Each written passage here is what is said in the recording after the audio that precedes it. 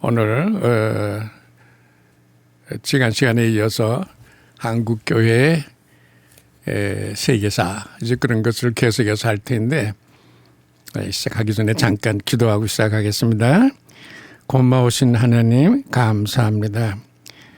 우리 한국교회를 하나님께서 세워주시고 한국교회를 통해서 세계적인 사역을 감당하게 하는 그런 사명을 우리 한국교회에 처음부터 주신 것을 우리는 역사를 통해서 확인하고 하나님께 감사하고 있습니다. 고마우신 하나님, 한국교회를 세우신 것은 하나님께서 우리 한국 백성을 구원하시고 천국으로 인도하시기 위해서 하신 것도 사실이지만 그러나 한국교회가 가진 그런 특별한 글로벌 표준 유전자를 통해서 세계교회에 공헌하고 또 세계를 하나님 나라로 이끌어가는 그런 막중한 사명을 주신 그런 내력을 역사를 통해서 확인하는 그런 시간을 가지게 하신 것을 감사합니다. 한국교회 먼저 주님 앞에 서서 충성된 종이 되고 하나님께서 우리에게 맡겨주신 사명을 감당하는 그런 일을 하면서 아울러 우리에게 맡겨주신 당신의 크신 사명, 저 북방 오름산과 저 아프리카 뜨거운 냇물에까지 하나님의 말씀을 전하게 한다고 하는 초대교회 찬송가와 마찬가지로 한국교회가 세계교회를 위해서 하나님께로부터 받은 사명이 막중하다고 하는 것을 역사적으로 보여주신 그런 경로를 우리가 하나하나 다 확인하는 시간을 가져가신 것을 감사합니다. 하나님 앞에서 우리 교회의 사명을 확인하고 우리에게 주신 하나님의 막중하신 사명의 크기와 그 의미 그런 것을 더욱 확인해서 우리에게 맡겨주신 당신의 사명을 감당해 나가는 하나님의 크신 교회 한국교회가 될 수 있도록 주님께서 축복하여 주시옵소서. 오늘 처음 시간부터 마지막 시간까지 주님께서 함께 하셔서 우리에게 하나님의 크신 사랑과 섭리와 경륜과 지혜를 우리에게 주시옵시고 사명감을 더 깊이 하는 시간이 되게 하여 주시옵소서. 감사하며 우리 주님 예수님의 이름으로 다 같이 기도드리옵나이다. 아멘. 오늘도 계속해서 지난 시간과 마찬가지로 한국 교회의 세계적인 사명 그런 것을 계속해서 말씀을 드리겠습니다. 우리나라에 들어온 선교사들은 처음부터 한국 교회를 세계적인 그런 사명을 감당하는 그런 교회의 사명을 가졌다라고 하는 것을 확인하고 그런 것을 확인시키고 굳건히 하기 위해서 선교사들이 많이 노력을 해왔다 하는 점을 지난번에 우리가 조금 말씀을 드리기 시작했습니다. 1906년이면은 1905년이 우리가 을사보호주약이라는 걸 했죠. 을사보호주약이라고 하는 것은 지난번에도 제가 말씀드렸지만은 한국을 세계에서 고립시키는 일본의 정책입니다.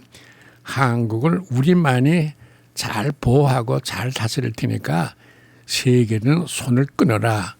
세계에서 우리를 고립시키고 단절시키는 그런 일을 했던 것이 1905년에 을사보호주약이라고 할 수 있습니다. 그러니까 그때는 한국에 얼마나 크게 어려움을 겪었겠어요. 그런데 1906년 그 다음 해에 요한 세가랴 무어라고 하는 선교사가 있었습니다. 이 사람은 감리교 선교사인데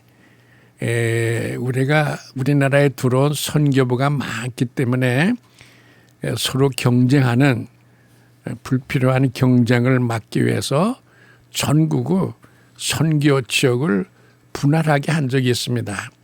그래서 제일 처음에 남감리교, 북감리교, 그리고 북장로교, 남장로교 우선 이 네 교파가 한국에 처음 들어왔으니까 이 네 교파가 맡아서 해야 될 그런 지역을 분할했는데 대개 소북 쪽에는 북장로교가 맡게 되고 남장로교는 예를 들어서 전라도 맡게 되고 그리고 북장로교 일부가 또 경상도 맡게 되고 이런 식으로 이제 다 그 지역을 나누게 되었는데 소북 지역이 굉장히 아주 그 비옥한 지역이에요. 소장농보다는 자장농 수가 많고 그리고 비교적 개화가 잘 되고 또 기독교 세력도 들어가서 잘 되고 이제 그래서 그걸 북장로교가 차지했다는데 그 북장로가 왜 좋은 지역을 차지했느냐 그러면서 북감리가 약간 불평을 했어요. 그래서 영월지방 그 평양 북쪽에는 영월지방은 일부분 북장로한테 우리가 양보했다는데 그 북장로 지역을 감리교 북감리교가 이제 그 장로교가 양보를 했어요.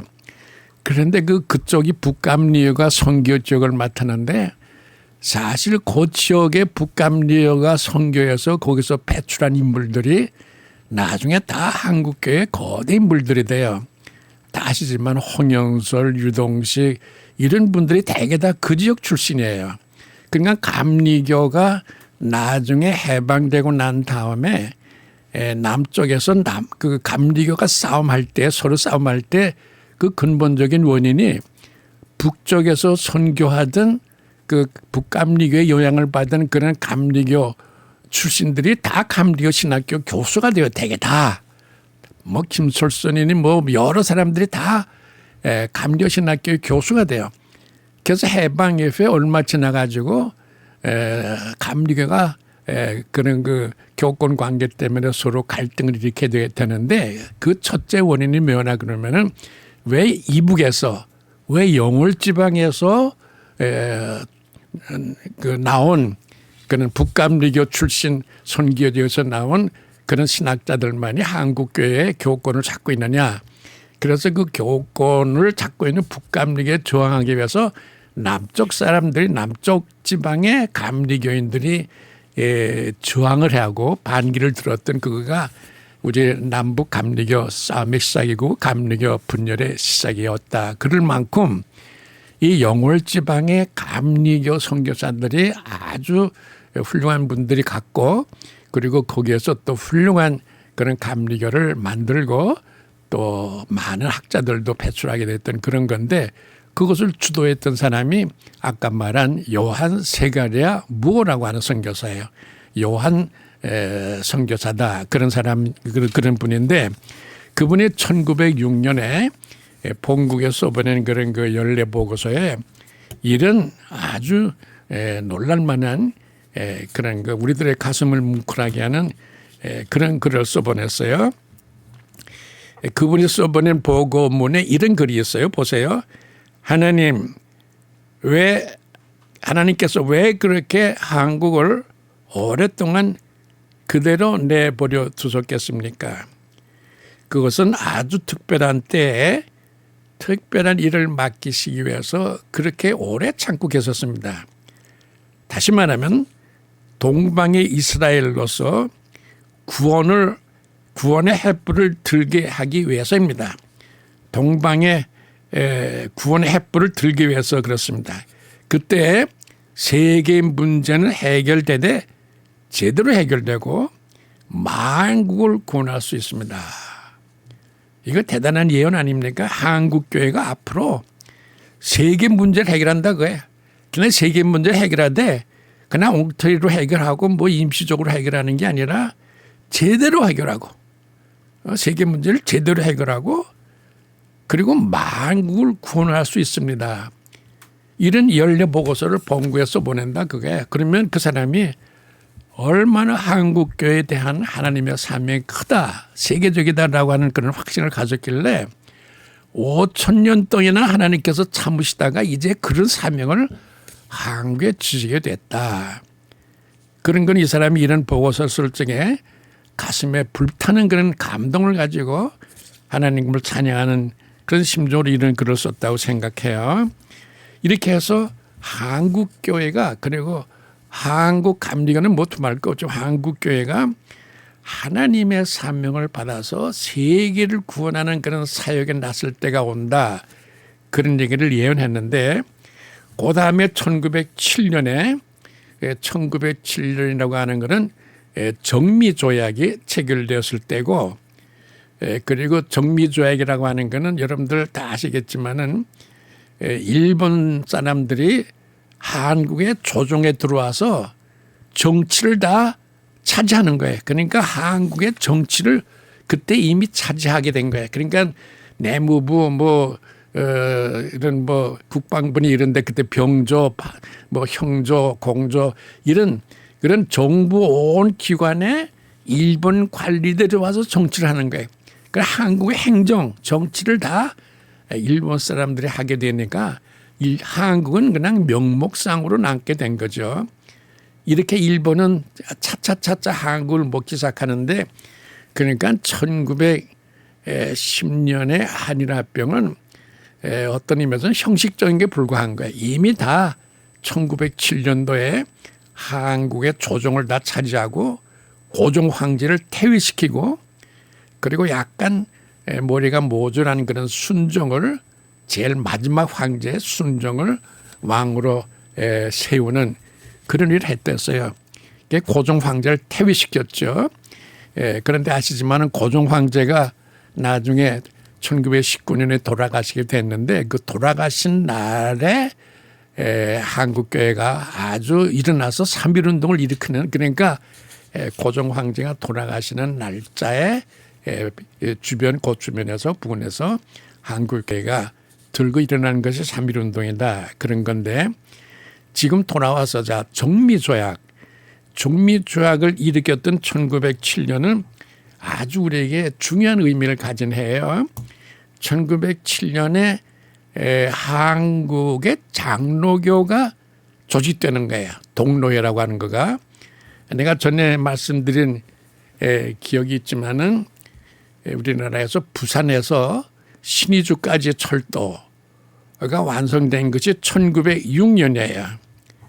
그러니까 부산에서 신의주까지밖에는 철도가 없은 거예요. 근데 1907년에 정미조약을 일으키면서 일본이 한국의 조정을 다 차지해서 실질상으로 한국을 다 먹어버리는 바로 그 해의 7월 달에 한국 장로교의 전국적인 조직이 조직된다 그거예요. 제가 지난번에도 말씀드렸지만 그러면 저 한경도 꼭대기에서 전라도 그리고 강원도 산골짜기 황해도 저쪽에서 어떻게 다 평양에까지 와서 전국적인 한국 장로교 동로회를 조직했느냐 그게 이건 대단한 겁니다. 그러니까 강을 건너고 걸어서 달구지 타고 와서 한국의 최초의 근대적인 전국적인 조직을 만든 것이 한국 장로교다. 그러면은 한국 장로교가 가진 엄청난 기동력, 조직력, 결속력 이런 것을 우리는 다시 한번 보게 되는데 아까 말했던 그런 요한 사가랴 무오의 그런 한국교의 세계적인 사명 그걸 생각하면서 우리가 이 말을 생각해야 되는데 바로 한국교회가 조직되고 9월 달에 조직됐는데 그 동로회라고 하는 거가 10월 달에 우찌무라 간조라는 사람이 있었어요. 일본에. 우리나라가 일본에는요 기독교 세력이 적지만은 그 기독교가 다 최고의 상급자들한테 기독교가 퍼졌어요. 일본에는 최상급의 인물들이 다 거의 다 기독교인이에요. 내가 한 20년 전에 일본에 가서 조그만 교회 참가했더니 그게 한 30명 모이는 조그만 교회인데도 교인들이 다 히라보 성경을 보면서 예배를 보더라고요. 일본 교회는 이렇게 압도적인 최우수의 최고의 인테리들이 모인 데가 일본 교회인데 그와 같은 인볼 교회를 맡은 거가 우찌무라 간조라고 하는 무교의주자예요. 우찌무라 간조라는 사람은 아시겠지만 다 그의 제자가 함석헌, 김교신 이런 사람들인데 이 사람들이 이제 한국에 와서 무교의 준종을 일으켰지만은 함석헌이나 김교신은 무교의주의 운동을 일으키면서도 무교회가 중요한 것이 아니라 성소 조선을 성소 위에 세운다는 게 우리들의 목표다. 그러면서 운동을 일으켰던 특수한 그룹의 사람들인데 우리나라에도 최고급의 인사들이 말하자면 무교회급에 속했던 그런 인사들이라 볼 수 있고, 또 하나 지나가다가 제가 말씀드릴 거는 무교회, 일본의 무교회자 가운데 세계적인 성소 해석학자가 있었어요. 구로자키, 고키치, 흑기, 행길, 그 뾰족하게 나온 해안가가 가야 사람을 행복하게 살 수 있다. 그런 뜻이에요. 구로자키, 고키치라는 사람이 일본의 세계적인 주석학자인데 그 사람의 주석책이 한국에도 퍼졌어요. 그래서 한국 목사들이 설교할 때 다 이 사람의 성소 주석책을 보고 설교했다 그게. 우리 아버지도 옛날에 장로님이신데 그때 일본 책을 많이 구해놓으셨는데 우리 집에도 구로자키 고기째 성경 주석이 한 2, 30권 꽉 차 있었어요. 그런데 한국의 목사들이 성경 주석책이 그것밖에 없으니까 그것만 보고 설교했다 그러면은 한국 목사들이 무교회주의적인 정신을 가지고 설교를 했다 그런 말이 되는 거예요. 따라서 한국 교회는 교회관이 조금 약해요, 솔직히. 그러니까 교회에서 그래서 싸우기도 하고 교회 분열시키기도 하고 이런 것들이 나온 게 일제시대 때 한국 목사님들의 설교에 해석하고 주석하는 그런 교과서가 그런 대본이 그런 각본이 무교회주의 구로자키 고키치의 성소 주석책을 봤기 때문에 그랬다 하는 걸 우리가 인정하는 게 좋아요. 그러니까 한국 교회는 대단한 교회지만은 성소 주석은 하필 미국에서나 이런 데서 온 게 아니라 그때는 뭐 일본의 책들이 많이 퍼지게 됐었으니까 구로자키 고키치 기억하세요? 구로자키 고키치라는 사람의 성소 주석책을 보고 설교했기 때문에 한국 교회는 교회관이 조금 약해요. 무교회주의자의 성소 주석 해석이니까 교회관이 조금 약하기 때문에 그리스도의 몸이라고 하는 이 서양의 철저한 교회론이 조금 약해 있다 그런 의미에서 한국 교회가 지금 교회 분열을 여러분들 아시죠? 한국 합동파는 지금 뭐 교회가 200개 이상 돼요. 총회가. 그런 교회가 세상에 어디 있어요. 이 교회론이 조금 약화된 게 오랫동안 우리가 일제시대 때 무교회주의자의 추석책에 의거해서 성소를 구성했던 그런 까닭이 그 배경에 있었다라는 것은 우리가 인정하는 게 좋을 것 같아요. 말이 머리 빗나갔지만은 일본의 교회 자체가 고등 기독교인들이고 고등 기독교를 맡는 것이 일본의 무교회자들이고 그 무교회자들 중에서 제일 유명한 우찌무라 간조인데 우찌무라 간조에게서 영향을 받은 한국 사람들이 많아요. 그리고 그분이 한국도 여러 번 드나들면서 우찌무라 간조가 한국을 굉장히 칭찬했어요. 한국에도 많이 오고 그러니까 우리가 뭐 일본한테 통치를 당했기 때문에 뭐 일본 경찰들 행정관들 뭐 어떤 놈들 많지만은 그러나 우리들의 친구가 될 만한 일본 사람들도 많이 있었다라고 하는 것을 우리는 절대 객관적으로 신뢰하지 않으면 안 될 거예요. 이 우찌무라 간조가 1907년 그냥 대붕이 일어나고 한국 장로교가 정미 조약을 우리가 겪으면서도 한국 장로교를 조직하고 그리고 지난번에 내가 얘기했죠. 한국 장로교를 만들 적에 그 회장에 망국기가 걸렸다 기억나죠? 그리고 그 의장의 사회봉에 태극 마크를 그려놓고 그리고 그 1907년 동로회록 회의록 제일 첫 장 첫 구절이 천하만국의 복음을 전하며 그 말 다 기억나죠? 그러면 이 1907년의 한국교회는 세계교회적인 사명을 확인하는 만국기를 걸어붙이면서 하는 그런 교회였다는 의미에서 한국교회 참 묘한 그런 강력한 비전을 가진 교회예요. 그때 만든 찬송가 아까 내가 잠깐 기도할 때도 말했지만은 북빙양 얼음산과 남아프리카 모래산에 뭐 인도양에 그러니까 전 세계 전도하는 그런 찬송가도 우리가 제일 처음에 지었어요. 이런 거 다 보면서 지금 내가 얘기하고 싶은 얘기 돌아오는데, 그때 한국교회도 만들고 그리고 이제 동로에서 그런 천하만국이라는 명 이런 얘기들도 나온다 하는 그때 우찌무라 간조가 오랜 말 돌아갔지만 결국 그 말 하기 위해서 지금 돌아간 거예요. 1907년 10월 달에. 그러니까 한국 장로교회가 조직된 한 달 다음에 이런 말을 했어요. 한국은 그 심령의 자립과 독립을 획득했습니다. 이거 대단한 일본 사람이 일본 사람인데 종미 조약을 하고 난 다음에 일본 사람이 한 한국은 지금 그 심령의 자립과 독립을 획득했습니다.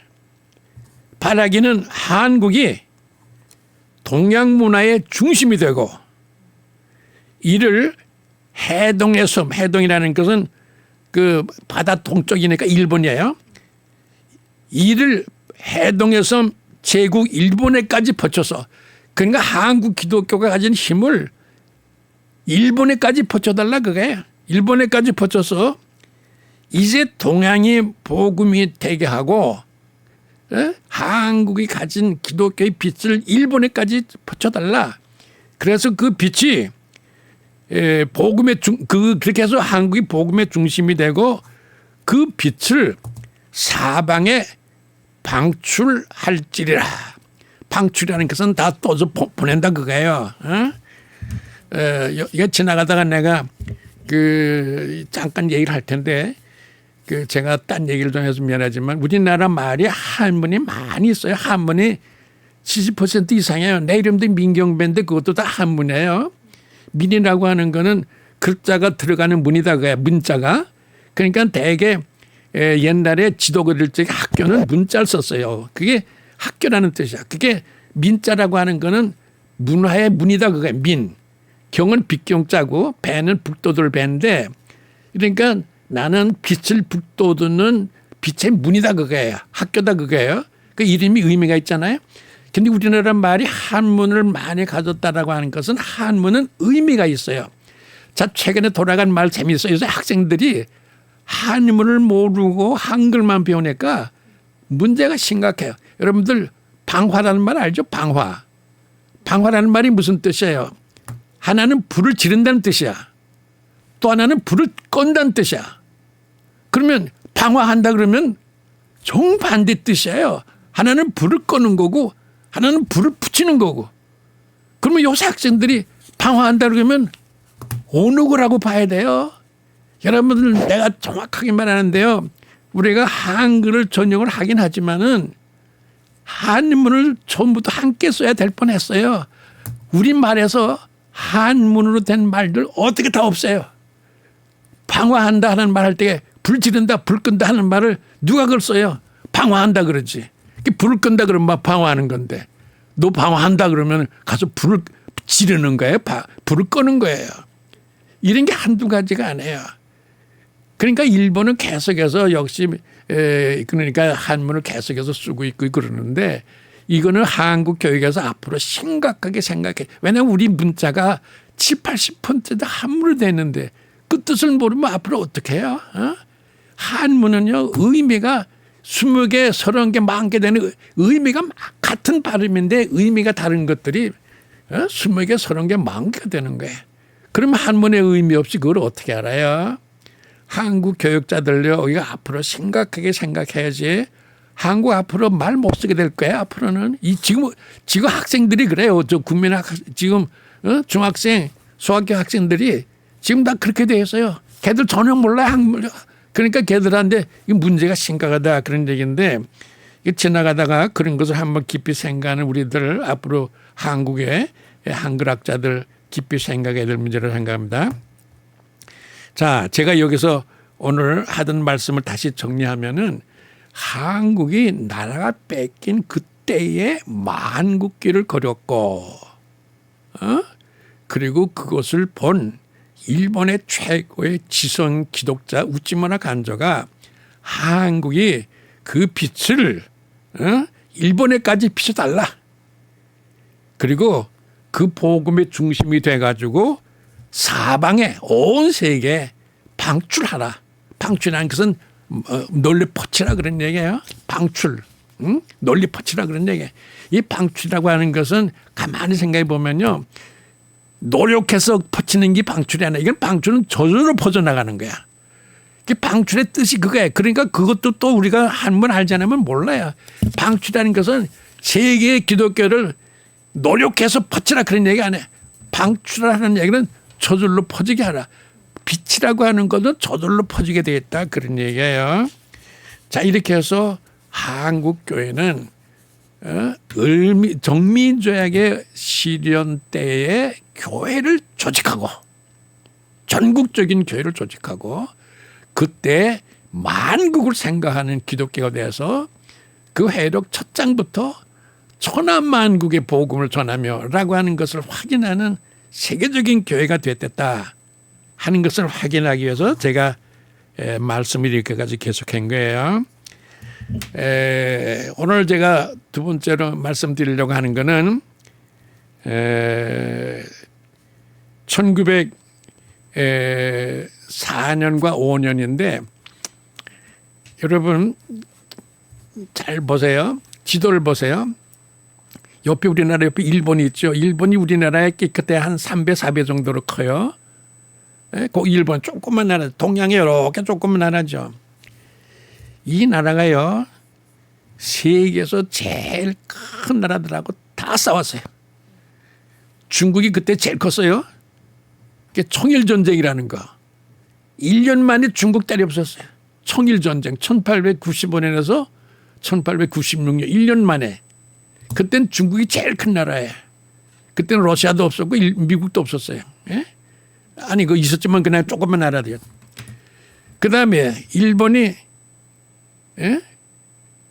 러시아하고 또 싸웠어요. 그때 러시아는 자꾸 제가 말이 반복하는 것 같지만 러시아는 제3의 그 기독교 국가 그 쉽게 말하면 교회 수도가 처음에 로마였다가 그다음에 콘스탄티노플에 갔다 그다음에 모스크바로 갔어요. 기독교의 수도가 처음에 콘스탄티노플 아니 로마 그다음에 콘스탄티노플 그다음에 모스크바 가서 모스크바가 제3의 로마다 할 정도로 그래야 되는데 하여튼 그건 과간에 러시아는 백인 서양 기독교의 상징이고 국토가 제일 넓고 기독교 역사가 제일 큰 5가지 얘기했어요. 세계에서 제일 크고 백인 서양 기독교고 그리고 기독교의 전통이 제일 오래된 그런 러시아인데 그 러시아를 1905년에서 1906년까지 1년 동안 또 싸워가지고 또 때려 없었어요. 요만한 나라가. 그러니까 그때 세계에서 제일 큰 나라가 중국 때려부시고 러시아 1년 만에 때려부시고 그다음에 제일 큰 나라가 미국하고 영국인데 미국하고 영국하고 또 싸워서 요만한 나라가 몇 년 동안 싸운지 아세요? 4년 반을 싸웠어요. 이건 요만한 나라가. 그러니까 일본은 세계의 그야말로 대국이에요. 이런 일본을 우리가 바로 옆에 두고 살고 있는데 일본이 그러니까 그 러시아가 일본에 패망했다 그런 얘기는요. 내가 아까 얘기했지만은 러시아는 그때 백인 서양 기독교의 상징이었어요. 백인 서양 기독교의 상징이었어요. 그러니까 러시아가 일본에 패망했다고 하는 것은 서양인의 백인의 그리고 기독교의 이미지가 땅에 떨어졌다. 그런 얘기가 되는 거예요. 그러니까 그때 노일 전쟁이 끝나가지고 러시아의 그 포로들이 만주 벌판에서 거지가 돼가지고 지나다니면서 땅에서 빵 주워 먹고 이러는 모습들이 서양 사람의 이미지가 완전히 깨진 거예요. 나는 솔직히 말해서 나는 아직도 백인에 대한 그런 약간 그런 게 있어요. 백인 우월감에 대한 그런 게 아직도 솔직히 남아 있습니다. 내가 한번 미국 갔을 적에 그 버스 타고 지나가는데 그 어디 저 프린스턴 옆에 가서 잠깐 서 있는데 아주 잘생긴 서양 놈인데 20살 된 놈인데 거지야. 그 땅에서 뭘 주워 먹더라고. 내가 그걸 보고 얼마나 놀랐냐. 아니 저렇게 잘생긴 백인 서양 놈이 어떻게 땅에서 뭘 주워 먹어? 그때 나 받았던 충격은 대단한 건데 노일 전쟁 때 러시아가 패망했을 때에 백인 서양 기독교 이미지가 그때 땅에 떨어진 거야. 백인 아무것도 아니구나. 서양 아무것도 아니구나. 기독교 아무것도 아니구나. 이렇게 해서 이 기독교 백인의 이미지가 완전히 땅에 떨어졌을 때가 이게 노일 전쟁의 큰 역사적인 의미예요. 자, 그런데 잘 들어보세요. 한국에서 평양대붕이라는 일이 일어났어요. 평양대붕 다 얘기 들어보셨죠? 근데 우리는 그때 뭐 평양대붕, 길선주 이런 얘기 다 하면서 뭐 대단한 걸 생각하지만은 한국 역사를 공부하면요. 이 평양대붕은 엄청난 사건이야. 한마디로 말하면은 아까 몰락했던 백인 서양 기독교 이미지를 다시 역사의 무대 위에 비상시킨 거, 등장시킨 거, 다시 올라서게 한 거가 한국의 평양대붕이에요. 그러니까 기독교가 몰락해서 이전 아무것도 없었다고 생각했을 적에 한국에 성령이 임했다라고 하는 그런 소식이 들리면서 세계 소식이 전해졌어요. 그때도 뭐 그때는 옛날이니까 그렇게 신문이 빨리 돌아가진 않지만 그래도 뭐 전부 같은 거 칠 수 있었으니까. 그래서 세계 거대 신문 기사들이 다 몰려왔어요. 뉴욕 타임즈, 필라델피아 프레스, 뭐 파리의 르몽드, 뭐 이런 런던 타임즈 신문 기자들이 다 몰려왔고 특히 그 당시에 미국에서 대통령 선거하면서 선거 전에는 요새 그 미국의 트럼프 선거전 하잖아요. 그런 거 마찬가지로 그때 선거전을 하던 메가돈스의 아버지가 있었어요. 아서 메가더라고. 메가돈스의 아버지가 그 소식을 듣고 대통령 선거 뿌리치고 한국에 왔어요. 그때 한국에 오려면 한 달 이상 걸리죠. 배 타고 오니까 뭐 비행기가 있었어요. 와서 보니까 추운 겨울날을 평양에서 6천 명이 모이는 걸 봤어요. 6천 명이 새벽 기도에 새벽 기도 6천 명이면은 6천 명이 모여서 기도할 때가 어디 있어요? 보니까 조그만 교회에 들어가서 가득 차니까 바깥쪽 마당에다가 가만히 깔고 눈보라치는 평양의 1월달, 2월달, 3월달 굉장히 춥습니다. 거기에 그냥 가만히 깔고 앉아가지고 눈보라치는 거기에 앉아가지고 예배를 보고 있는 거예요. 눈물을 한없이 흘려서 이게 기독교구나. 한국의 기독교가 이게 정말 기독교구나. 그러면서 그때 필라델피아 프레스에서 이런 말 했어요. 한국인은 기독교를 전방위적으로 안다. 기독교가 우리는 일부 알기 쉬워요. 예를 들어서 성경론의 기독교만 알기 쉽고 뭐 예를 들어서 문화적인 기독교 알기 쉽고지 그러는데 기독교를 전방위적으로 동서남북 사방에서 기독교를 다 알 수 있는 기독교가 한국에 있다고 해. 한국의 기독교는 전방위적인 기독교다. 한국 사람들은 기독교를 믿고 아는데 천재적인 능력을 가졌다. 기독교를 완전히 알 수 있는 사람들은 한국 사람들 뿐이다. 그런 말을 필라델피아 프레스에서 했어요. 그리고 더 놀라운 거는요. 뉴욕 타임즈의 신문 기사인데 제가 이걸 한번 얘기했던 기억이 나지만 거기에 이런 글이 나와요. 이거는 여러분들이 꼭 기억해둬야 돼. 지금 세계에 두 강대국이 등장한다. 하나는 군사대국 일본, 러시아를 1년 만에 때려부셔요. 이건 대단한 거고. 그리고 제가 일본 신문을 보니까요. 일본이 우리는 군대 가지고 해보니까 되네.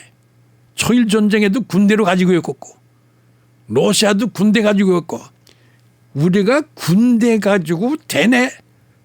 이 군대 가지고 해야 되겠다 하는 그런 신문 기사를 제가 일본에서 직접 봤어요. 군인 가지고 우리가 세계에 나설 수 있겠구나 하는 확신을 얻은 거가 청일 전쟁하고 노일 전쟁 때 그런 확신이 없던 거예요. 그래서 일본의 군국주의로 나가가지고 군사의 힘을 가지고 세계를 한번 통째보겠다 하는 그런 걸로 나갔댔죠. 우리가 그것을 다 옆에서 경험했었습니다. 뉴욕타임즈가 그걸 확인한 거예요. 세계에 지금 두 강대국이 등장합니다. 하나는 군사대국 일본, 하나는 기독교 대국 한국. 하나는 기독교 대국 한국. 그러니까 세계 두 강대국이 지금 등장한다 그예요. 한국하고 일본하고. 여러분 들어봐서 한국이 둘째라는 말은 이때 처음 했는데 그다음에 여러 번 한국이 둘째라는 말을 해요. 여기 저 유금주 교수님이 계시지만은 정광훈 목사도 한국의 둘째 나라다 그런 말 가끔 하셔요. G2라고. 한국이 세계 둘째 나라다라는 말을 토초해서 지금 하고 있어요.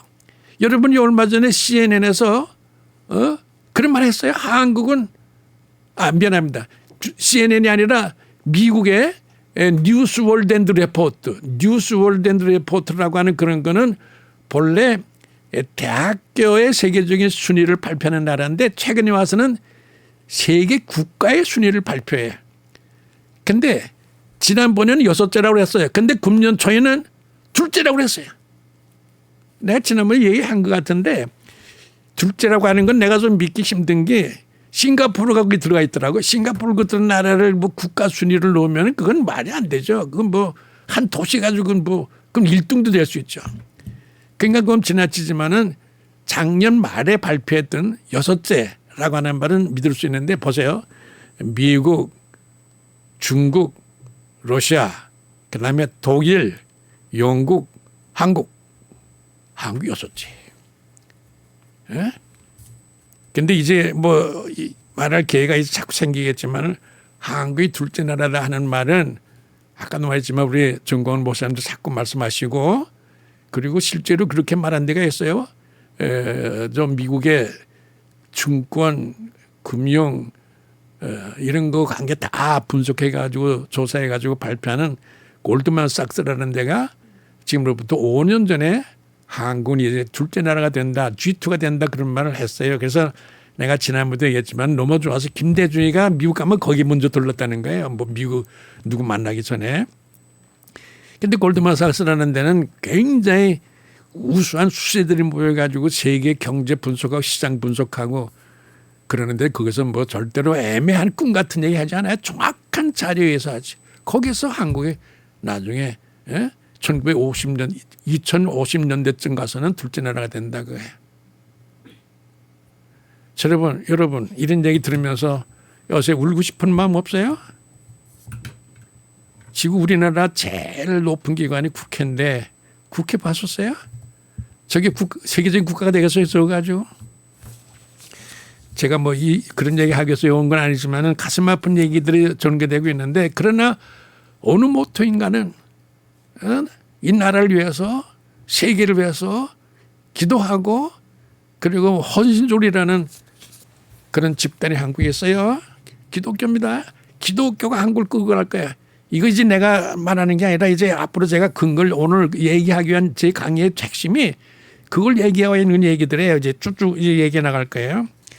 자, 이렇게 보세요. 자, 그래서 아까도 말했지만 평양 대붕이 몰락에 했던 기독교 이미지를 다시 세계의 역사 위에 다시 등장시키고 다시 비상시키고 다시 올려놓은 거대한 역사적인 동양력이 우리 한국 기독교였다 하는 거가 세계 역사들과 세계 거대 신문의 증언이에요. 그래서요 제가요 찬송가를 여러분들 찬송가 속에 우리가 헨리 반 다이크라는 프린스턴 대학의 영문학 교수가 지은 찬송가가 있어요. 여러분 잘 기억하세요. 1907년에 미국 프린스턴 대학교의 세계적인 그런 영문학자 헨리 반 다이크라는 사람이 찬송가를 지었어요. 눈물 나요. 다 들어보세요. 기뻐하며 경배하세 영광의 주 하나님. 이게 한국에서 기독교가 다시 살아나고 기독교가 다시 무대 위에 올라선 걸 보고 너무 기뻐서 부른 노래인데 잘 들어보세요. 기뻐하며 경배하세요. 영광의 주 하나님, 주 앞에서 우리 마음 피어나는 꽃 같아. 주 앞에서 우리 마음이 피어나는 꽃 같아. 죄와 슬픔 사라지고 지금까지 모든 절망, 아픔, 실망 이거 다 사라지고 의심 그런 거치고 기독교가 뭐 잘못됐다 잘됐다는 그런 의심 그런 거치고 변함없는 기쁨의 주 밝은 빛을 주시네. 변함없는 기쁨의 변한 게 아니라 기독교 하나도 변한 게 없어요. 변함없는 기쁨의 주 밝은 빛을 주시네. 그 다음부터 찬송가 다 보세요. 제가 뭐 시간이 있어서 다 하려지만은 땅과 하늘 만물들이 주의 솜씨 빛내고 별과 천사 노랫소리 끊임없이 드높아. 이거 보세요. 별과 천사 이 모든 것들이 천사들이 노래를 부르고 있어.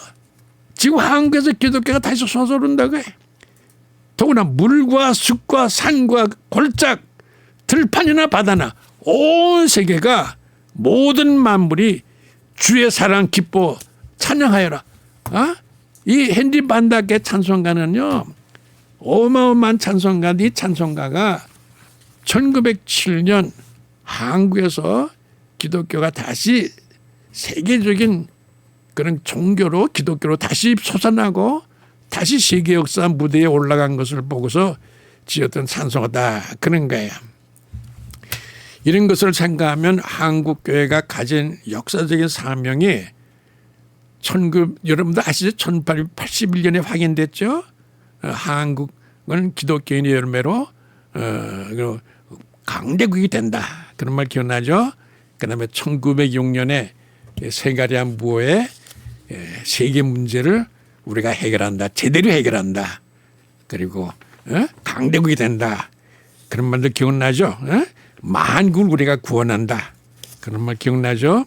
이렇게 해서 한국이 세계 기독교 몰락했던 세계 기독교 이미지를 다시 역사의 거대한 무대 위에 등장시키고 다시 부활시키고 비상시킨 거대한 역할을 했던 것이 기독교다.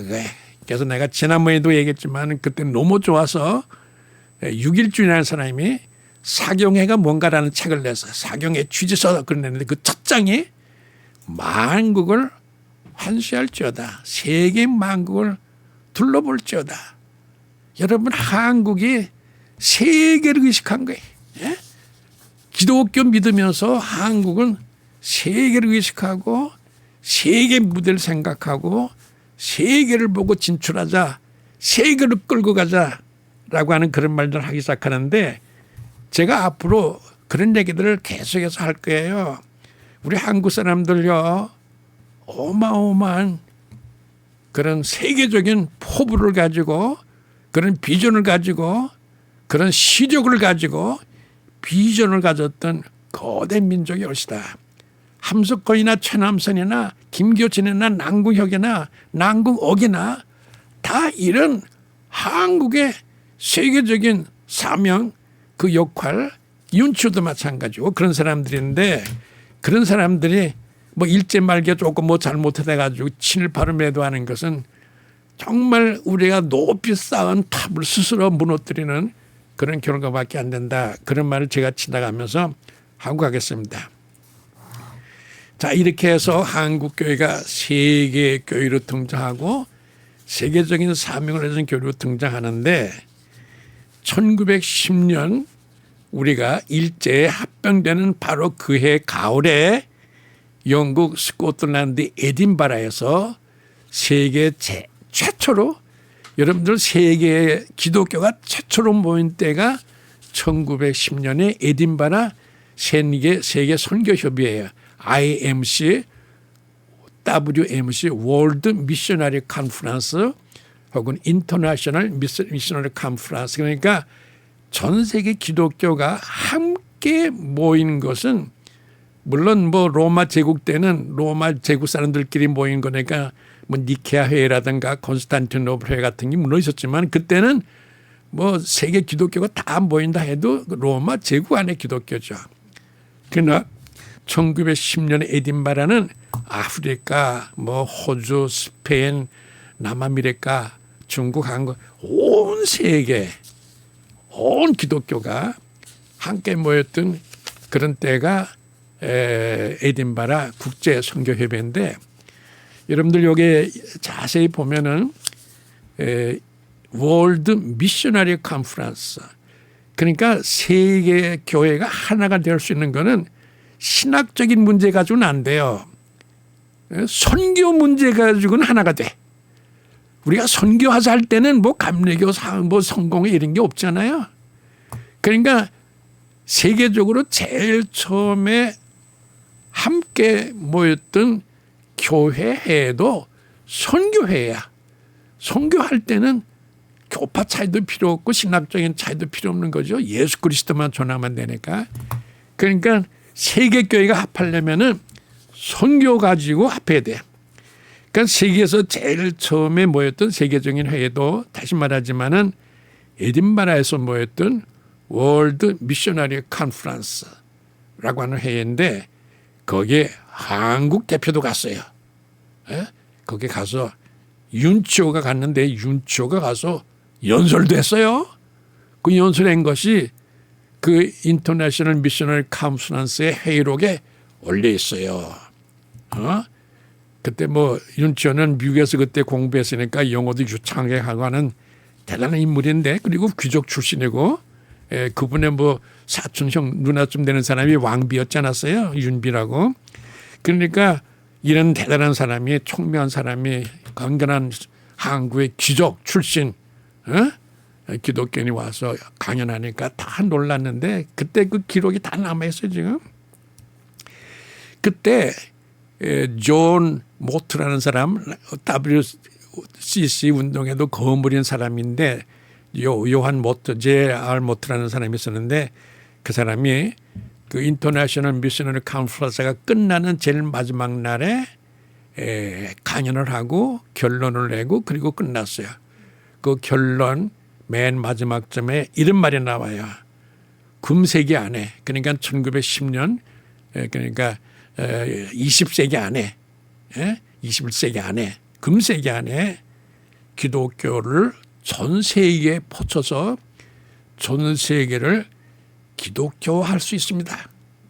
전 세계에 기독교를 퍼쳐서 세계를 기독교화할 수 있습니다. 그 증거가 한국교회입니다. 그런 말이 나와. 한국교회를 보라. 한국교회를 보면은 세계를 전체 기독교화시킬 수 있다고 하는 그런 증거와 가능성이 보인다. 이런 얘기를 존 모토 우리나라 말은 목독이라고 그랬죠. 우리나라에서 잘 알려지고 있는 그런 세계적인 신학자인데 그 사람은 WCC도 조직할 때까지 살았어요. 그래서 이때부터 계속해서 세계교회 지도자신데 그분이 금세기 안에 세계를 기독교화시킬 수 있다. 그 증거는 한국이다. 눈물 나지 않아? 여러분 한국교회가요. 세계의 희망이에요. 세계 비전의 무지개예요. 여기에 세계의 희망이 있다. 그렇게 말한 거예요. 여러분 국제회의에서 이런 말이 퍼지기 시작했다 그게. 이렇게 해서 한국교회가 세계적인 교회로 등장하기 시작하고 이제 그러는데 이러고 나니까 뭐 선교사들은 흥분해서 가슴이 터질 듯해 글들을 쓰는데 글 쓰는 곳곳마다 울고불고 한국의 세계 교회 희망이다. 봉화되다. 그런 들이 도처에 나와요. 1909년에 아서 브라운이라는 사람은 미국 북장로교 해외 선교부의 총무예요. 미국에 있는 장로교 해외 선교부가 있는데 그 해외 선교부의 총무예요. 그 사람이 한국에 여러 번 드나들어요. 그때 한국에 올라면 배 타고 40일은 와야 돼요. 그런데 한국이 워낙 유명한 선교지니까 이 사람이 한국에 여러 번 드나들어요. 우리 어머니가 재룡 출신인데 재룡까지 왔댔어요. 그러니까 우리 어머니는 그 사람을 어렸을 때 봤다고 그래요. 아서 J. 브라운. 유명한 사람인데 그 사람이 그때 우리 어머니가 계시던 재룡은 명신학교로 유명한데요.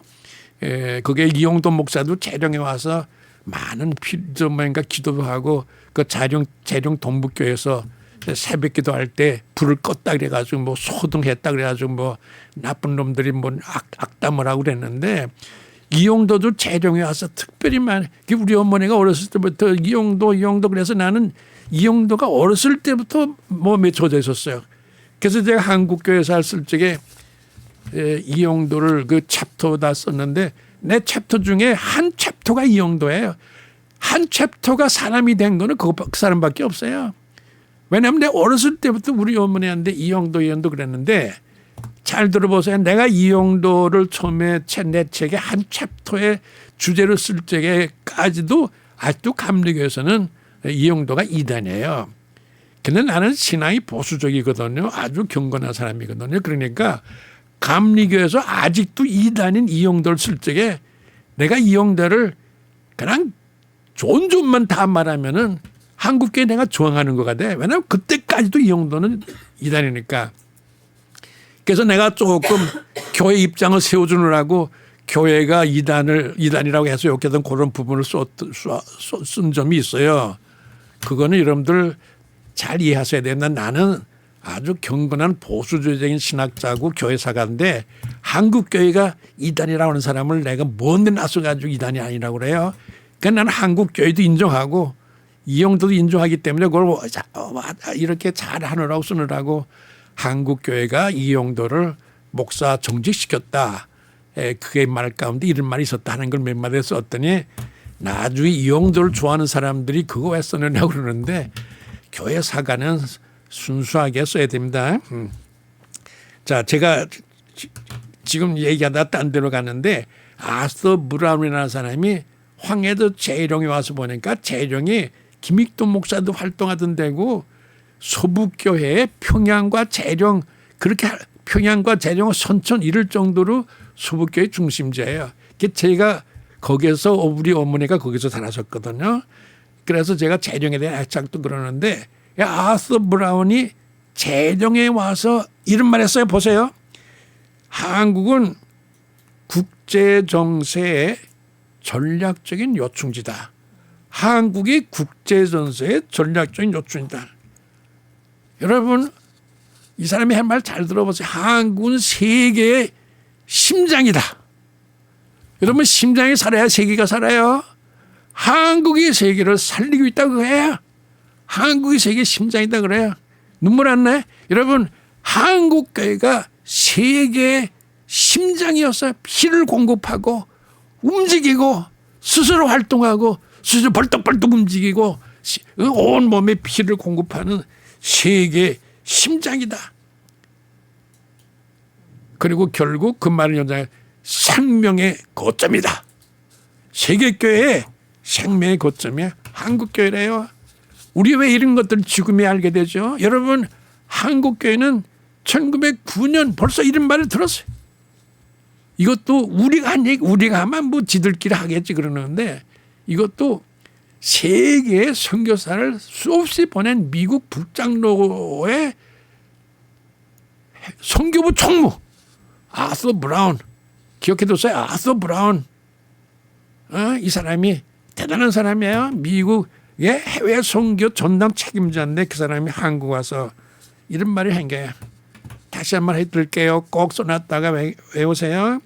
한국은 국제전세의 전략적인 요충지입니다.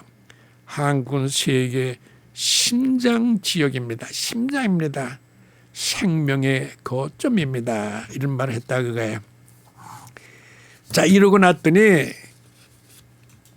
1909년이 무슨 해나 그러면 잘 들어보세요. 미국 사람들은 기념식을 대개 25주년, 50주년, 100주년 그렇게 기념해요.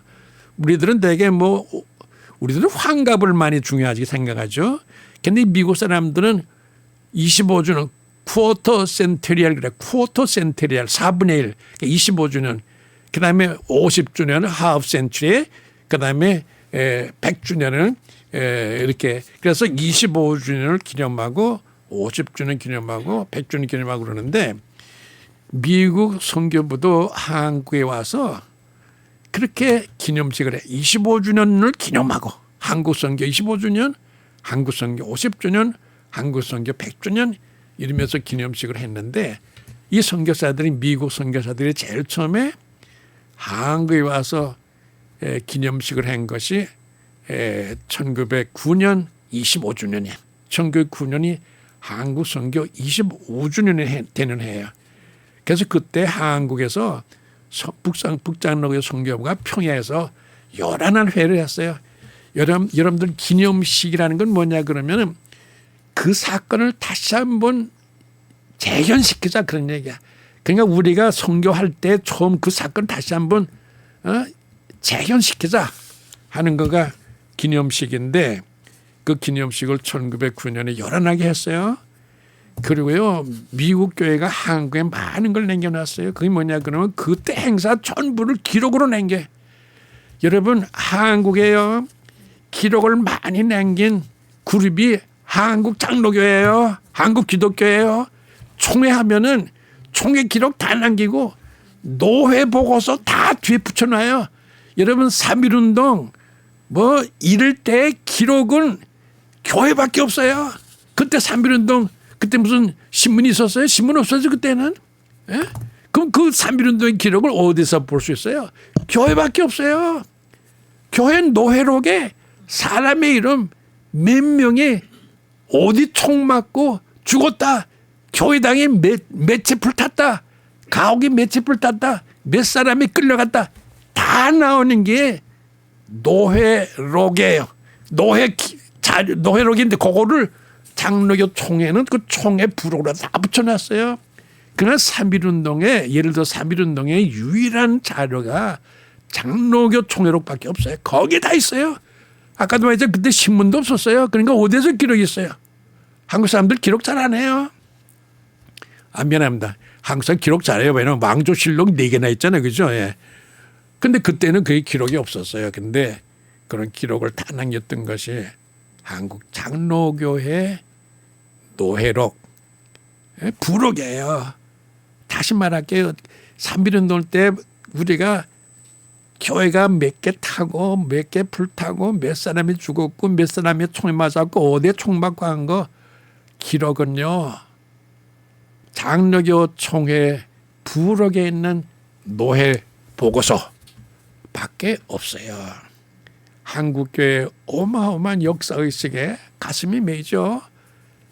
한국교회 엄청난 유산을 남긴 그런 집단이 올시다. 그런 긍지를 가지고 보셔야 된다. 근데 1909년에 우리가 한국 선교 25주년 기념식을 요란하게 했어요. 그리고 보고서를 다 내고 그 보고서를 미국 국무성에 보냈어요. 여러분들 미국 사람들 특별하죠. 미국 국무성에 왜 보내요? 그건 미국 국무성에 한국교회 25주년 기념식에 빛나는 기록들, 업적들이 다 미국 국무소에 가서 있는데 내가 가서 우연하게 여러분들 이상해요. 그런 거가 눈에 띌 때가 있어. 이상해. 거기에 미국 국무소에 있는 한국에서 보낸 선교사들의 기록 속에 이런 글이 하나 있어요. 잘 들어보세요. 나는 이걸 보고 가슴이 메었어요. 미국 국무소에는 문서록에 25주년을 맞은 한국교회 보고서가 있는데 거기에 이런 말이 있어요. 한국은 세계 기독교의 기수국가다. 한국은 세계 기독교의 기수국가다. 여러분들 올림픽 할 때 기수 봤죠? 기수는 애 앞에 서가지고 그 깃발 높이 들고 가잖아요. 당당한 놈이 있던 놈이 깃발 높이 들고 가죠. 기수는 그 팀을 선양을 해. 그러니까 기독교가 세계 기수국, 한국이 기독교 기수국가, 기독교 기수국가다는 말은 한국이 세계 기독교를 인도하고 상징하는 거야. 그 팀을 선양해. 한국의 세계 기독교를 선양해. 그리고 기수는 그 팀을 뭉치게 해. 선도해. 전진하게 해. 그러면 한국 기독교가 세계 기독교를 상징하고 선도하고 선양하고 뭉치게 하고 전진하게. 그 이상의 찬사가 어디 있어요? 여러분 미국 국무성에 있는 한국 기독교 이미지는요, 한국의 세계 기독교의 기수국가야. 우리가 세계 기독교의 기수야. 세계 기독교를 끌고 가. 세계 기독교를 빛내. 세계 기독교를 뭉치게 해. 앞으로 가게 하고. 이런 거 우리가 어디다가 기념탑 하나 세워야 되는 거 아니에요? 높이 세워가지고 횃불을 달고 한국은 세계 기독교의 기수국가 이런 거에다가 하나 높이 세워야 되는 거 아니에요? 여러분들이 강의 듣는 분 가까운데 하나 누구라도 하나 어디 과문에 어디 여러분들 교회 앞들에 큰 탑을 하나 기념탑을 세워놓으세요. 응? 한국은 세계 기독교의 기수국가다. 아까 아우서 브라운의 생각도 그 말도 기억나. 세계 기독교의 심장이다. 생명의 거점이다. 이런 것들이 다 우리에게 한국 교회가 가진 세계적인 공헌, 세계적인 역사 그런 것을 다 말해주고 있다. 그런 거예요. 자, 이렇게 해서 한국이 세계 역사에 맨 앞에 서 있다라는 게 확인됐지 않았습니까? 우리는 지금 세계 역사의 맨 앞에 서 있어요. 그게 벌써 1909년대. 근데 지금 몇 년도예요? 2024년. 벌써 30년 전에 25, 6년 전에 한국에 그랬다 그러면 지금은 더욱 그래야 될 거 아니에요? 이제는 기수국가 정도 아니라 세계 올림픽을 주도하는, 말하자면 세계를 주도하는 그런 나라가, 그런 교회가 되겠다 하는 그런 다짐을 확인하는 그런 시간이 오늘이어야 되지 않겠느냐 하는 생각을 할 때 가슴이 뭉클하지 않아요? 이런 마음들을 가지고 한번 우리가 한국 교회를 다시 한번 들여다보는 그런 기회가 되었으면 좋겠다, 그런 얘기예요. 자, 그렇게 하면서 우리가 한 것들이 몇 가지 있어요. 보세요. 여러분, 한국 교회가 세계를 주도한다 그랬을 적에 뭐 큰 대포를 앞에서 쏘고 뭐 원자탄을 쏘고 이러면서 하는 거 아니에요. 요만한 일에서 시작하는 거예요. 그 한 가지 두 가지만 내가 얘기할게요. 1908년에 우리나라가 세브란스 병원이 세브란스 의학교에서 최초로 졸업생을 냈어요. 이 세브란스라고 하는 말은 서양 말로 시브란스라는데 시브란스라고 하는 말은 엄격하다 그런 얘기예요. 그런데 세브란스라는 사람이 한국에 와서 이제 한국에 그 돈을 많이 내가지고 세브란스 의학교를 세웠거든요. 그런데 그 세브란스라는 말을 한문으로 썼는데 기가 막혀요. 이 한문은 아까도 말했지만 의미가 많은, 뜻이 많은 발음들이 있기 때문에 좋은 걸 고르면은요 대단한 글자가 돼요. 세브란스라는 말을 한문으로 쓰니까 세브란시, 여기 내가 한번 써볼까요?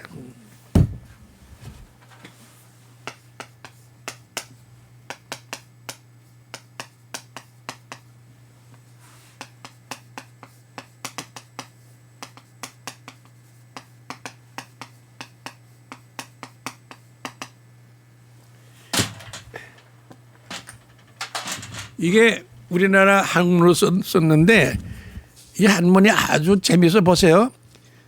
세상에 부유하고 난 아름답고, 사자는 저 시인데 세브란스 스자가 없으니까 시자를 썼는데 이 시라고 하는 것은 강하다는 뜻이에요. 근데 한문을 우리가 봐야 되니까 한문은 참 의미가 있어요. 보세요. 사람이 언제 힘세다라는 그런 얘기거든요. 언제 힘이 세요? 사람이 생각할 때.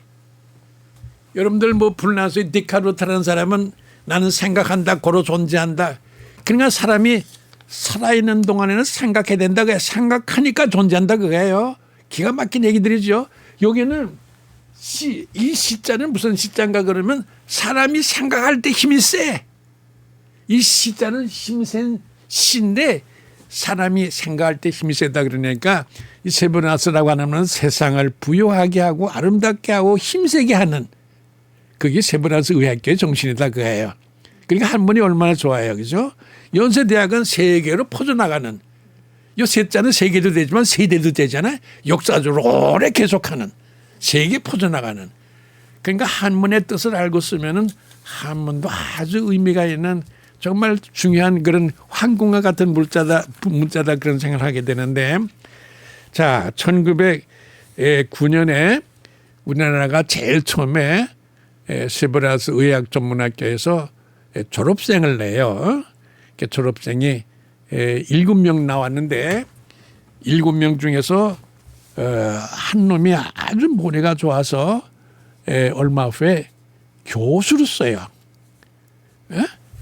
그러니까 세브란스 의학전문학교에 이제 얼마 후에 한국 사람이 교수가 되는데 이 교수가 박서양이라는 사람, 박서양이라는 사람인데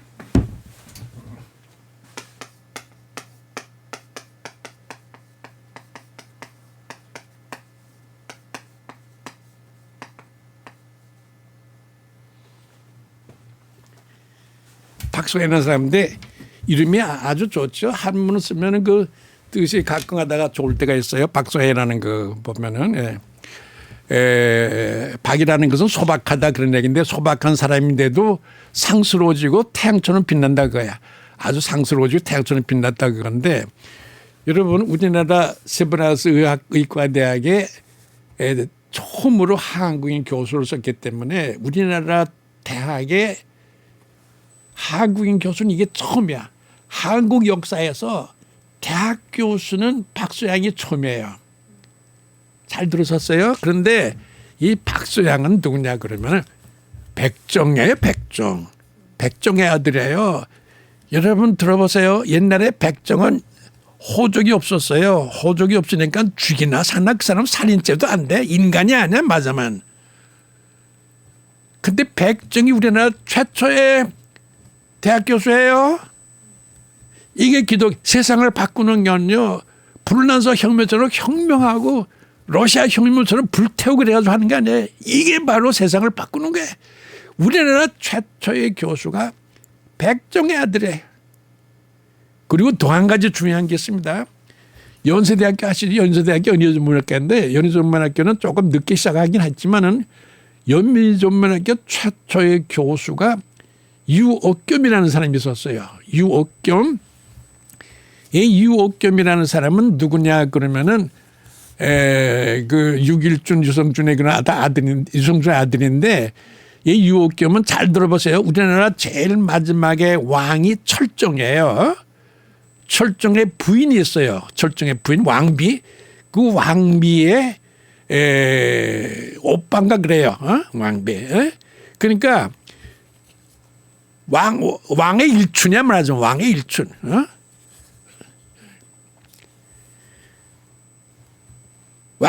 그러니까 왕의 처남이야. 순종의 처남. 그러니까 왕의 이촌이야 이촌. 뭐 그 부인의 오빠니까 연희전문학교. 그러니까 왕은 또 대학에서 가르치잖아요. 자 보세요. 내가 이런 말해서 좀 미안하지만 연세대학교에는요. 제일 처음에 교수가 백종의 아들이고 왕족이야. 그러니까 백종하고 왕족이 같이 가르친 데가 연세대학교. 여러분 이게 세상을 바꾸는 거 아니에요? 왕족 제일 높은 사람하고 제일 쌍놈하고 같이 손잡고 학교 선생이 된 거예요. 이게 바로 세상이에요. 이게 바로 우리가 꿈꾸는 하나님의 나라네. 천국 같은 그런 나라 아니에요. 이런 나라를 우리가 만들고 빛나게 하고 하나님의 나라를 만드는 것이 우리가 할 일 아닙니까? 보세요. 뭐 혁명하고 불태우고 싸우고 그런 거 아니에요.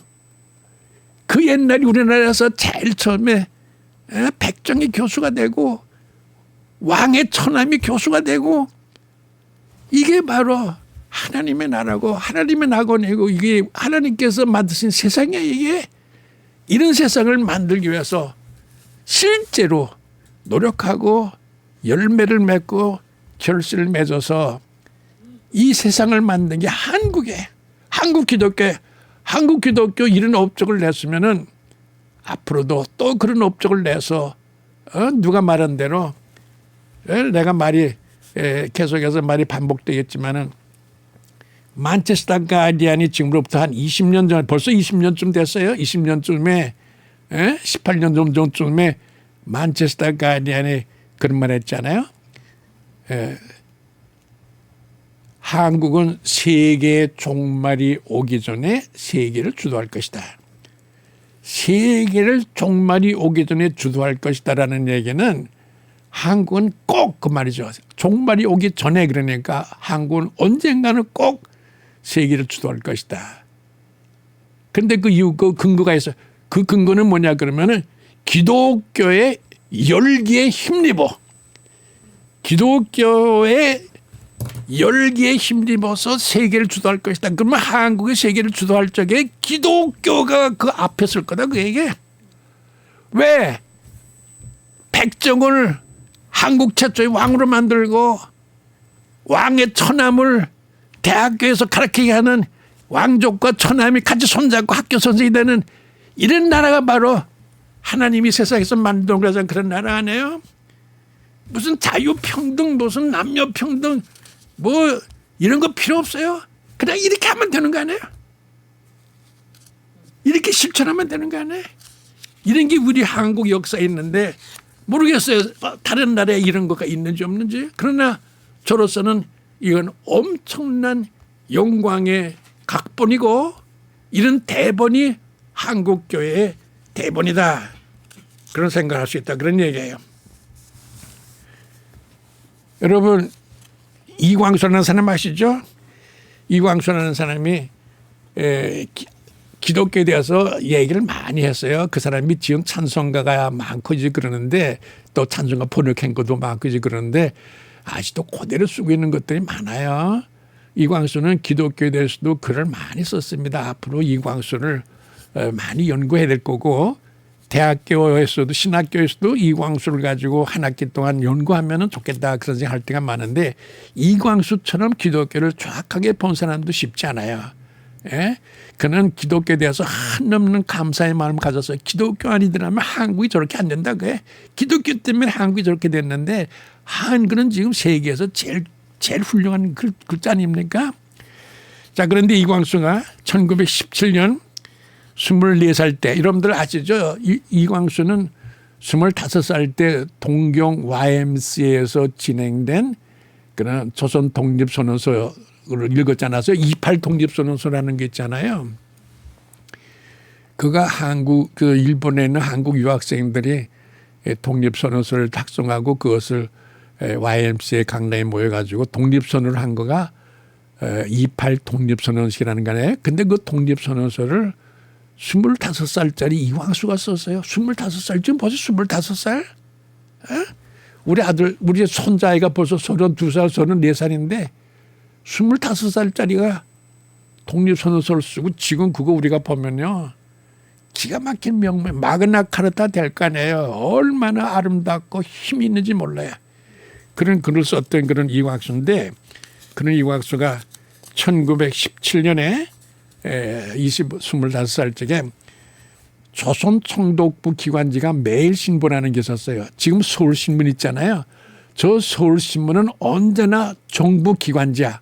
공화당 때는 공화당 기관지고 한나라당 때는 한나라 기관지고 요새 국민의 힘인 것 들면 국민의 힘, 그 정부, 지금 윤석열 정부의 기관지, 서울신문은 항상 그때의 정부의 기관지예요. 야당, 여당 가릴 거 없이 정부의 기관지예요.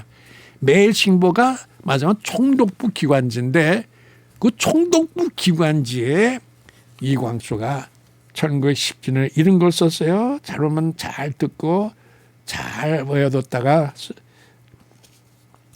한국은 인류 구제에 최후 혁명이 실현되는 발단되는 것이 아닐까. 한국은 인류 구제에 최후 혁명의 실현이 발달되는 것이 아닐까. 인류 구제에 인류 구제의 가장 신선한 사명을 맡게 될 나라가 아닐까. 이렇게 뒤에 가서 아닐까 하는 얘기는 일제시대니까 일본보다 우리가 낫다는 말을 하기가 힘들었을 거예요. 요 문학적인 표현에 아주 묘한 그런 끝이죠. 다시 말할게요. 인류 구제 최후의 혁명이 실현될 게 한국이다. 인류 구제에 최후의 혁명이 일어날 것이 발달이 될 것이 한국이다. 그런 얘기고. 인류 구제의 가장 신성한 사명을 맡게 될 것이 한국이다. 인류 구제할 게 한국이다 그거예요. 그 사람이 한국 어디를 보고 그랬겠어요. 그 사람이 기독교에 대한 글 많이 썼는데 결국 기독교 보고 한 얘기. 기독교가 인류 구제의 가장 신선한 사명을 맡게 될 거고 최후 혁명, 인류 구제의 마지막 수단이 발달될 것이 한국이다. 그런 말 했어요. 여러분들 아시지만은 함석근이나 최남선이도 다 그런 말 했어요. 최남선이는 1928년에 쓴 조선 역사에서 세계 구원이 한국 구원이다. 한국이 구원받아야 세계 구원받는다. 그런 얘기 안 해. 여러분들 이 한국의 사람들요. 한국 사람들 참 특별한 데가 있습니다. 어느 나라 사람들이 세계 그래요. 한국 사람들 유난히 그래요. 세계의 구원은 그 한국 구원과 연결된다. 그러니까 한국이 구원받아야 세계 구원받는다. 그런 얘기는 한국 구원이 세계 구원이다. 그런 말이죠. 지나가다가 한마디 할 수 있는 거는 이광수가 이런 말 했어요. 주일만이 하나님의 날입니까? 월요일도 금요일도 하나님의 날입니다. 이 얘기를 가만히 생각해보면 이 얘기는 무슨 얘기냐 그러면은 어떤 날을 살든지 다 주일처럼 살라 그런 얘기 아니에요. 무슨 날이든지 하나님의 날이다. 그게 목사만 하나님의 일을 합니까? 군인도 사무원도 학생도 장사꾼도 다 하나님의 일을 합니다. 이 얘기는 무슨 얘기냐 그러면 다 하나님 일을 한다 그거예요. 군인도 하나님 일을 하고 학생도 하나님 일을 하고 장사꾼도 하나님 일을 하고. 내가 보기엔요 이광수가 어떻게 이런 생각을 하게 됐는지 기가 막혀요. 내가 보기에는 아담 스미스가 이런 말 했는데 이 사람이 아담 스미스 책을 읽고 했을까 아니면은 워낙 똑똑한 사람이니까 대단한 사람입니다. 이 사람은 이광수 우리 연구해야 돼요. 이런 사람이니까 그냥 그 머릿속에서 나왔을 거예요. 기독교 성경 많이 봐시니까 그 사람 성경 많이 봤어요. 그러니까 매일 주일처럼 살라 그 얘기 아니에요. 매일 목사처럼 살라 그런 얘기 하나요? 이런 얘기가 목사가 했어요. 장로가 했어요.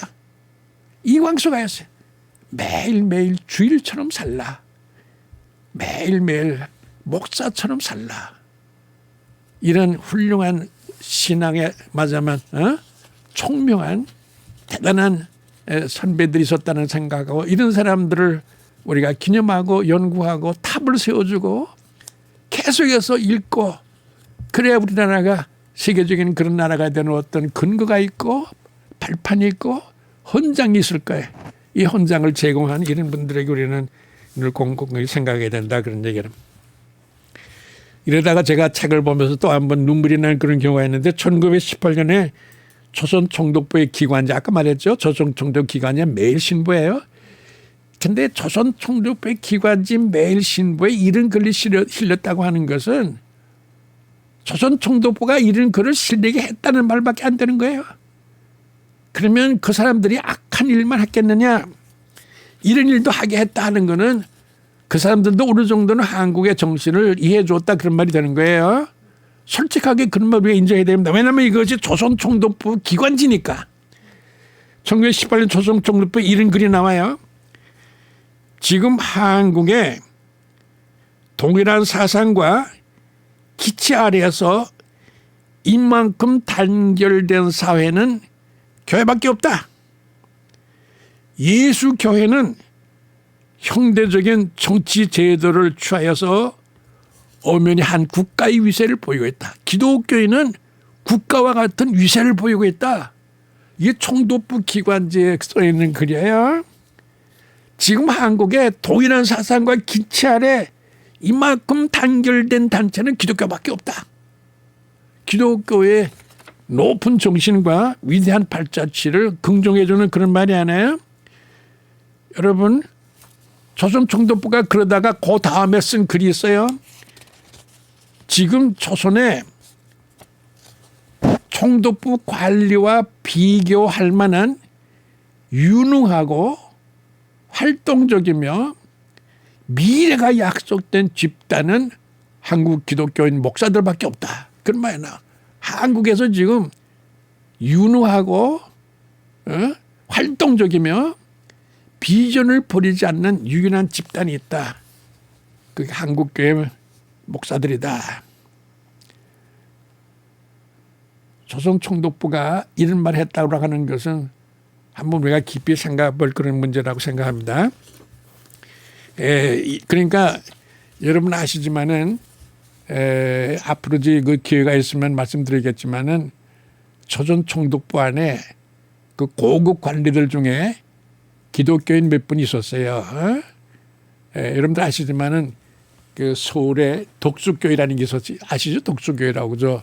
지금 조선일보 그 뒤에 있었던 독수교회인데 제가 최근에는 거기 못 가봐서 아직 있는지 없는지는 모르지만은 옛날에 있었어요. 그 조선일보 그 바로 뒷골목에 독수교회라고 있었는데 그 독수교회라는 게 일제 때 일본 한국에는 경성 기독교회, 일본 기독교회예요. 그 기독교회 안에 그 기독교회에 여러분들이 다 다녔어요. 거기는 일본의 높은 해군 대좌도 나오고 그리고 조선 총독부의 국장들, 그때 조선 총독부의 국장들 우리나라만은 장관급이에요. 그런 사람들도 다 거기 나오고 그랬는데 그 명단을 제가 몇 개 가지고 있는데 여러분들 참 놀라운 거는 그 3.1운동 때 수원에 제암리교회라는 게 있었죠. 그 제암리교회를 불태우고 그런 것이 아리타 도시오라고 하는 일본 헌병주의인데 그 제암리교회를 불태운 일본 헌병주의 아리타 중위가 소속했던 거가 경기도 일본 헌병대인데 경기도 일본 헌병대에 뭔가 그 헌병대 대장이 하세가와 여우라는 사람이에요. 근데 그 사람이 독수교회 장로님이야. 독수교회 장로님 예하 부대가 아리따라고 하는 헌병주의가 그 수원에 제암리교회를 불태웠다 그런. 여러분, 그래서 제가요 그 언젠가 여기 유군주바샤도 계신 우리가 일본하고 그 동북아시아 그 교회사 협의할 적에 일본 교회 목사님 말하기를 지금 일본의 그 독수교회, 일본의 경성교회 목사의 아들이 지금 살고 있는데 그 아들이 일제시대 때 독수교회 교인 명단을 가지고 있다 그거야. 그러니까 이거 한국에 돌려줄 수 있다 그거예요. 그러니까 한국 목사들이 그 독수교회 분들이 와가지고 그 사람 만나가지고 잘 교섭하면은 그 명단을 얻을 수 있을 거다 그거야. 그 명단 가지면 거기에 대단한 인물들이 있을 거예요. 아, 그리고 그 사람들이 기독교인이구나 하는 것도 알게 되고. 근데 그때 목사님이 뭐 제가 여기서 말하기 힘들지만 어느 목사님 제가 잘 아는 친구인데 에이 그 새끼들 만나고 싶지 않다고. 독수교회 바로 앞에 교회가 일본 교회인데 그 일본 교회 교인 명단이면 그 교회 역사 아니에요. 그분 지금 그 목사님 얼마 전에도 만났는데 한숨이 나와. 아, 그 사람 일본에 가서 점심 한번 먹이고 그 하나 좀 달라 그러면 줄 거 아니야. 그러면 그거 보면 거기에 한국에 있던 총독부 관리들이 다 거기밖에 교회 나갈 데가 없거든. 일본 교회니까. 그러면 총독부 관리 중에 누구누구가 기독교인 있고 다 하는 것을 알 수 있는데 자, 예를 들어서 한 사람 일본의 3.1운동 때 일본의 종교국장이 나카라의 기요시라는 사람이에요. 나카라의 기요시.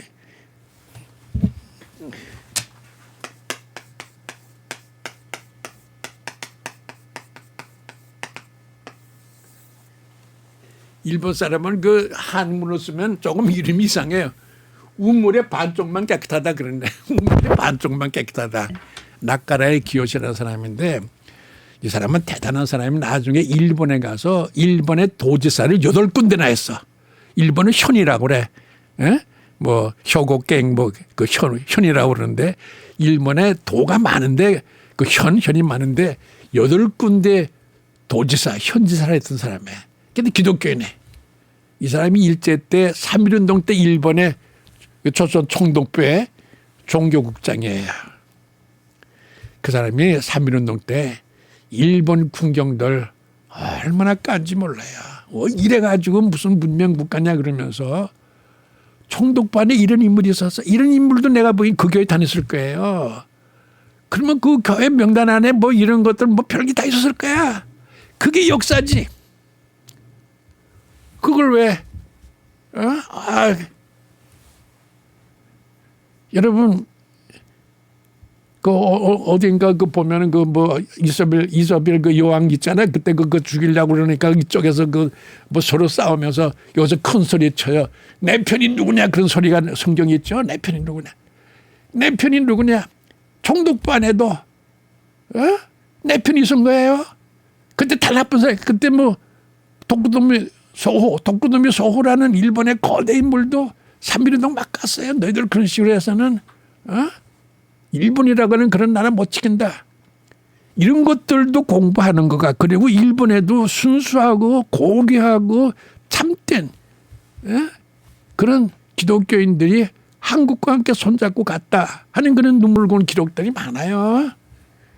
그런 것을 무시하고 깔보고 짓밟으면은 참된 의미의 기독교인, 참된 의미의 역사가는 못 되는 거죠. 역사가 세배를 끌고 갑니다. 우리가 무슨 일을 했는가, 저 사람들이 무슨 일을 했는가라고 하는 것을 기록하는 역사인데 그런 거가 세계 미래를 끌고 가요. 오늘 우리가 말씀을 들어보세요. 이게 한국교회 모습이에요. 이런 거대한 모습을 가지고 한국교회가 앞으로 걸어가면은 세계를 끌고 가는 그런 거대한 교회가 될 거다. 그런 거예요. 여러분, 한국교회는 지금이라도 일본이라고 하는 것에 대해서 조금 더 깊이 생각하고 그리고 그때 반드시 나쁜 짓만 한 것도 아니다. 그런 거고.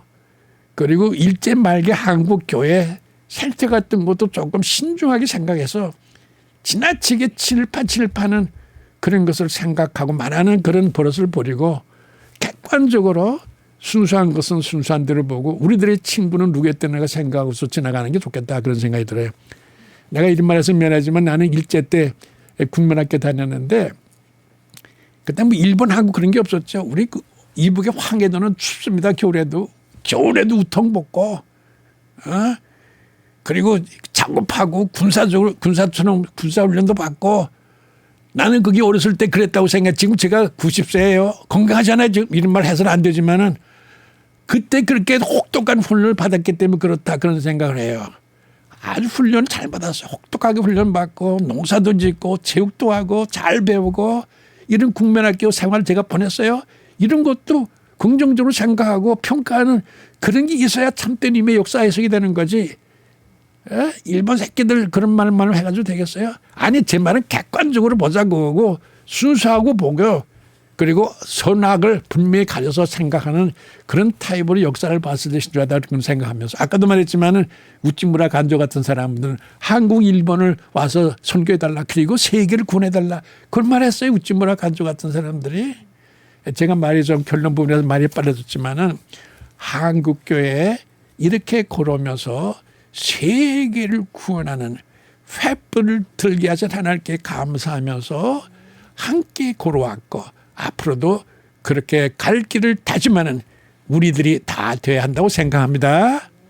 감사합니다, 여러분들. 예, 맞습니다.